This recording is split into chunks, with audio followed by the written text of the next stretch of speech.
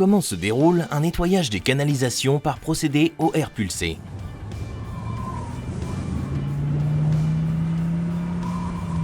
Numéro 1.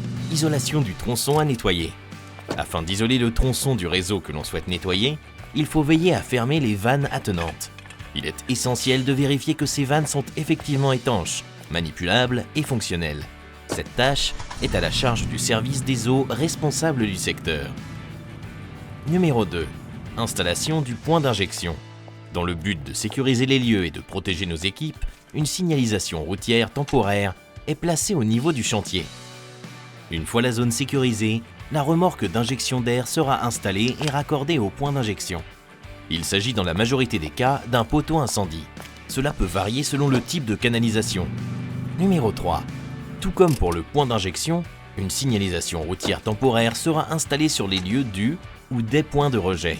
De plus, un tube témoin sera installé, dans la mesure du possible, aux différents points de rejet. Ceux-ci sont également équipés de différents systèmes afin de canaliser le flux d'air eau.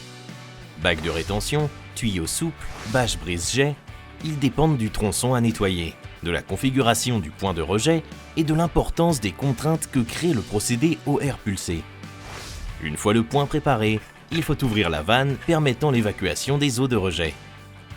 Numéro 4. Nettoyage de la canalisation.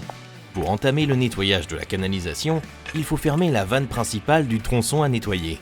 Cette vanne servira également à réguler le débit d'eau lors du nettoyage, tandis que la pression au niveau de notre remorque doit être maintenue à 0 bar. Cela indique que le réseau à nettoyer est complètement étanche et isolé du reste du système. Une fois cette préparation effectuée, passez au réglage de la pression d'injection d'air. Une fois la pression ajustée, procédez au réglage de la durée d'injection d'air, ainsi que de l'intervalle entre deux injections. Ces paramètres sont essentiels pour coordonner efficacement le processus de nettoyage. Une fois ces ajustements effectués, activez le système de gestion des impulsions pour déclencher le nettoyage proprement dit. Les turbulences qui se créent sur la surface de contact air-eau arrachent les concrétions non adhérentes. Les matières ainsi mises en suspension sont véhiculées vers le point de rejet par les bulles, qui se succèdent, et par le courant existant dans la conduite.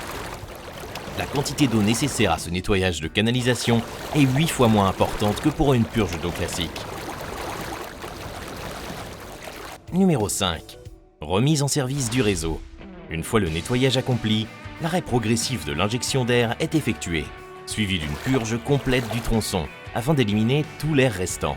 Toutes les vannes, qui étaient précédemment fermées, sont rouvertes, permettant ainsi au tronçon d'être mis en service. Enfin, pour conclure le processus de nettoyage, le point d'injection et de rejet sont démontés. Ce nettoyage garantit que la canalisation soit à nouveau opérationnelle et prête à fournir de l'eau propre et de qualité. Pour plus d'informations utiles, abonnez-vous à notre chaîne YouTube et suivez-nous sur LinkedIn.